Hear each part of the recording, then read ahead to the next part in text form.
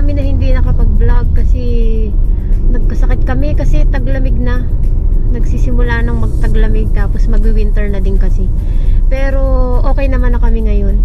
Speaking of nagkasakit, ang naisip ko na i-share sa inyo ngayong sa video na ito ay paano nga ba pag nagkasakit ka dito sa Australia? Benefits. Ano yung mga benefits? Ano yung mga nakukuha mo na libre ba? O ano yung scenario sa office kapag may sakit ka? So, yun yung mga isi-share namin base sa aming personal na experience. Again, hindi ko alam lahat ng tungkol sa pag nagkasakit, pero kung ano lang talaga yung na-experience namin. So kapag pumunta kayo dito sa Australia, i-check nyo kung yung visa ninyo ay makakapag-apply ng Medicare. Yung Medicare, isa siya sa mga benefits dito sa Australia na meron kayong libreng pa-doktor. Yun ba yun? Libreng check-up. Oo. Libreng pa-consultation sa mga doktor. Pero yung pagka magpapadoktor kayo, kailangan nyo i-check sa mga clinic kung yung may salitang bulk billing. Nakalagay naman doon sa may pintuan ng mga clinic na bulk billing sila. Ibig sabihin ng bulk billing, wala kayong babayaran sa consultation. So yun yung isa sa mga benefits dito sa Australia na libre yung pa-consultation kung may bulk billing again. Kasi parang nitong mga nakaraang buwan, nababawasan na yung mga may bulk billing na clinic no?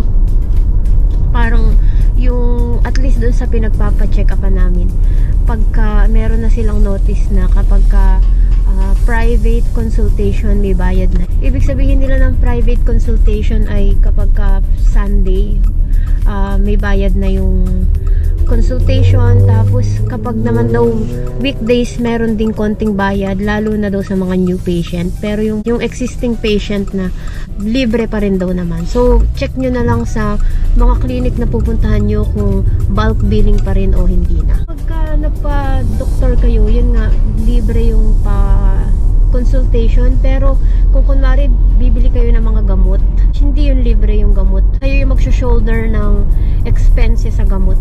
So ang libre lang talaga ay yung consultation. Mga na-experience namin na mga libre ang namin na-avail. Kunwari nung nakaraan nagpa-general check-up kami na full blood test, libre yun kasi nga may bulk billing ulit na isinusulat yung doktor para pag pumunta ka sa pathology, libre yung pa-consultation mo, diba? Full blood test yun. Pero lagi yun manggagaling sa doktor kung anong test ang kailangan. Oo. Kailangan lagi may prescription ng doktor. Tapos, ano pa ba yung mga libre nating mga nagawa?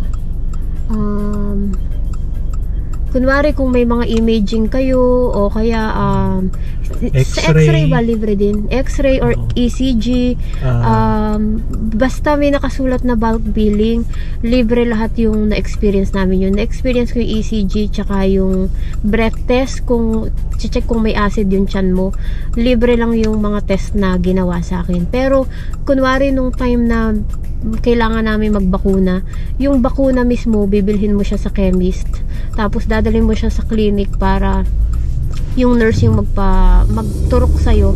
Pero yung bakuna, hindi siya libre. Ikaw yung magsa-shoulder ng expenses ng bakuna at saka nga ng gamot. So speaking of bakuna, sa aming office, hindi ko sure sa ibang office, pero sa aming office, meron kaming libreng flu vaccine na naganap nga lang nitong nakaraang linggo. Kasi nga, pag gantong magwi-winter na, uso na nga yung mga sakit, meron kaming libreng flu vaccine. Hindi ko sure sa ibang office eh. Merong ibang office yata na pwede kang magpabakuna tapos i-reimburse mo sa office nila, pero hindi ko 100% sure. Yung sinishare ko lang ay yung talagang yung alam ko lang na nangyayari sa aming personal na experience pa. Tapos sa office naman, kung kunwari na nagkasakit kayo, 'di ba sa Singapore pag nag-MC ka, parang nagdududa sila kung talaga bang may sakit ka. 'Di ba? Parang akala nila ayaw mo lang pumasok. Oo, ganun. 'Di ba parang hindi sila nagtitiwala sa iyo na kung may sakit ka talaga, tapos aabalahin ka pa nila habang ikaw ay nag-MC. Chat sila ng chat.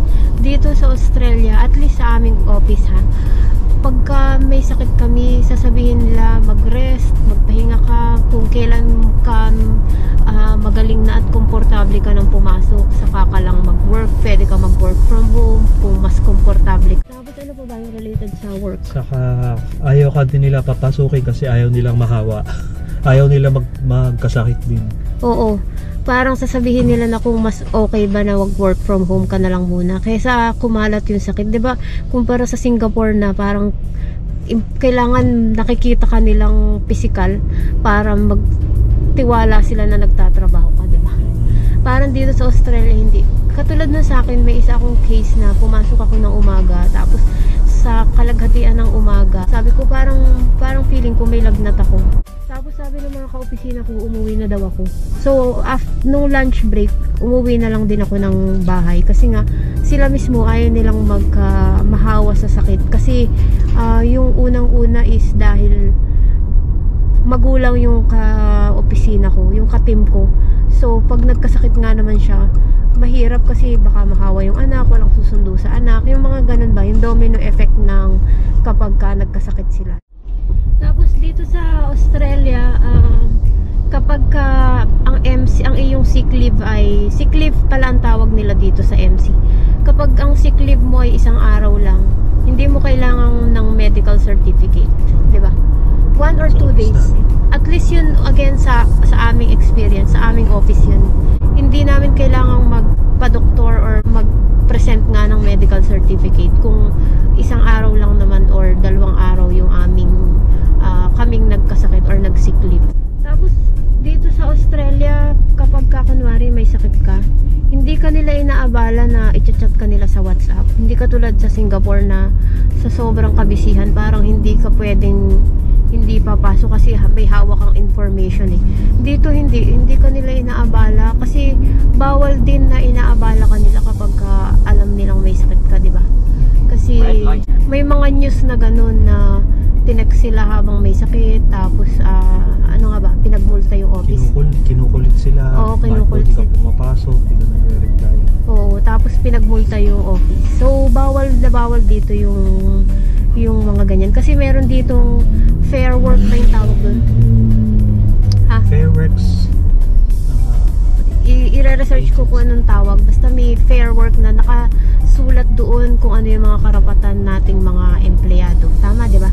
Meron nag-comment sa amin nung isang buwan na kung pwede daw ba na i-share ko yung paano naman daw kapag nag-avail ka ng private health insurance. Sa aming case kasi wala kaming private health insurance. Parang Medicare lang ang meron kami, tsaka yung extra cover. Kaya hindi ko sure kung paano yung proseso pagka may private health insurance, pero meron akong kaibigan na doon nagtatrabaho sa mga health insurance.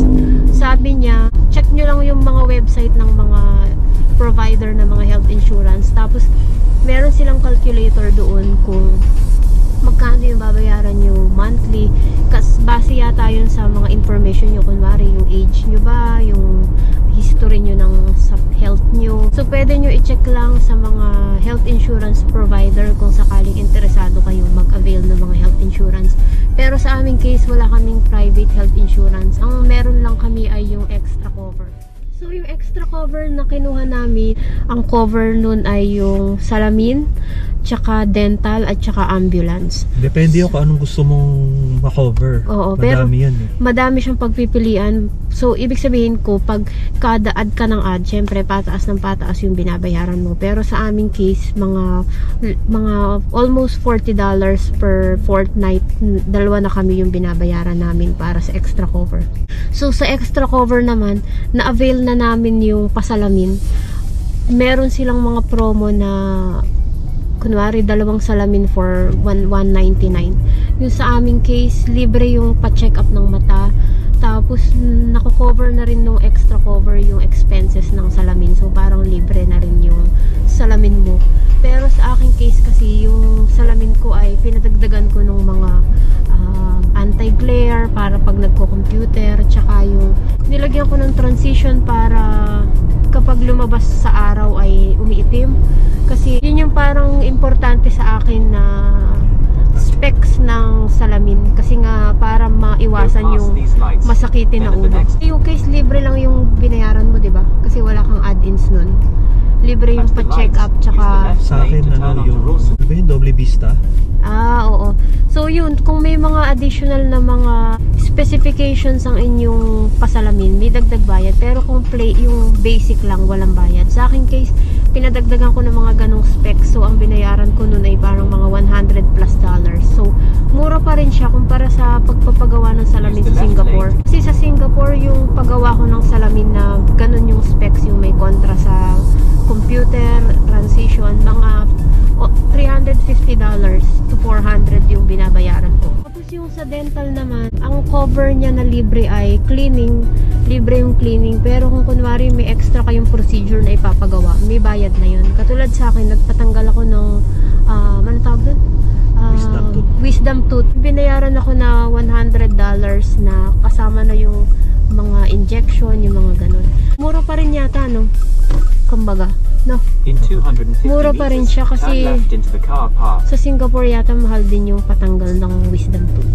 Tapos yung iba pang coverage na na-experience namin na nagamit namin yung aming extra cover nga. Yung physio, kasi last year na-sprain yung tuhod ni Dale. Ginamit namin yung aming extra cover. Parang yung binayaran namin sa physio ay $25 lang kada session. So, kumbaga, malaking ikinatitipid din nung meron kang extra cover. Although, syempre, binabayaran mo naman siya in advance. Kumbaga, hulug-hulugan. Pero, at least hindi ka naman mabibigla din kung sakaling meron kang kailangang ipadoktor, di ba? Kumbaga hindi ka magugulat yung babayaran lahat.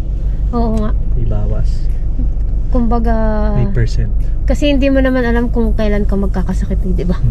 Kaya malaking bagay na may ganong mga extra cover. Tsaka siguro kung malaking bagay din na meron kang private health insurance. Yun nga lang sa aming case, hindi pa namin siya naaasikaso. So ngayon dumaan lang tayo dito saglit sa gasolinahan, magpapagasolina tayo. Parang nagmura ngayon ng gasolina, no? Nung mga nakaraan, 'di ba, mga 200 plus yung gasolina. Ngayon parang mga 190 plus. So tingnan natin maya-maya. Yung tungkol sa pag na-ospital ka, hindi ko lang sigurado kasi wala akong information tungkol doon. Ang alam ko lang na information kapag na-hospital ay libre. Base lang to sa kwento ng mga nakikakilala namin na nagpa-opera sila, libre daw, no? Pero sa ano yun? Sa public hospital. Pero sabi nila, kahit daw public hospital dito, maganda pa rin daw yung service, no? Which is, hindi ko sigurado yun kasi at least sa awa ng Diyos, hindi naman kami nagkakasakit. Again, recently, yung Medicare ay nagkakaroon na rin ng bayad. May ibang mga clinic na walang bulk billing. So, kumbaga, para maging realistic ba yung expectation nyo? Kasi tayo dati, akala ko dati kasi bago kami pumunta dito sa Australia, akala ko libre lahat talaga yung padoktor. Akala ko, ang naiisip kong libre lahat ng padoktor eh, as in zero ang gagastusin mo, pati gamot ba? Hindi pala. Yung gamot ay ikaw ang magbabayad, tapos yung Medicare, yung consultation pala yung libre. Yun nga, sabi nung mga friends namin, lalo na yung nasa regional area, wala raw silang nakikitang bulk billing na clinic doon sa area nila. May bulk billing pero medyo malayo sa, at least sa lugar na kung nasaan sila. Kaya parang hindi rin nila magamit yung Medicare, kumbaga. Yan, so nakapagpagas na kami. Papunta naman kami ngayon dito sa Costco. Pero ibang vlog ko na lang i-share itong Costco namin na ito. So sana ay nagkaroon kayo ng idea na yung realistic ba na expectation, kung ano nga ba yung meron dito sa Australia pagka nagkasakit kayo, kung ano yung ma-avail nyo na libre or mayroong discount ng kaunti, tsaka kung ano yung pwede nyo i-avail para mas kampante kayo na just in case nga na magkasakit. Pero sana wag naman, ay hindi malaki yung babayaran nyo. So, sana ay nakatulong ang video na ito sa inyo. Maraming salamat din sa inyong patuloy na pagsuporta sa aming YouTube channel. Sana ay mag-like at subscribe kayo kung sakaling nakita nyo na informative yung videos namin. So, maraming salamat sa inyong panonood. Mag-ingat kayo palagi. Stay safe and God bless you. Maraming salamat po. Hanggang sa muli. Bye-bye! Bye-bye! Ingat kayo lagi!